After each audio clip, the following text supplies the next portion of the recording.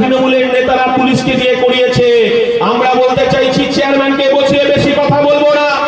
এখানকে আমরা কাঁসারি পাড়ার যে মানুষরা আছে, কাঁসারি পাড়ার সেখানে শিল্প গড়ে তুলতে হবে। সেখানকার মানুষ কখনো বড় বাজারে ছুটে যায়, আমরা বলতে চাইছি বড় বাজার কাঁসারি পাড়ায় আসবে, সেই ব্যবস্থা ইন্ডিয়ান সেকুলার ফ্রন্ট করবে। আজকে দীঘা দাসপাড়া, বড় দীঘা দাসপাড়া, ছোট দীঘা দাসপাড়ায় জুতো শিল্প, আমরা বলতে চাইছি এখানে জুতো শিল্পের হাব তৈরি করতে হবে। আমার চেয়ারম্যানকে বসিয়ে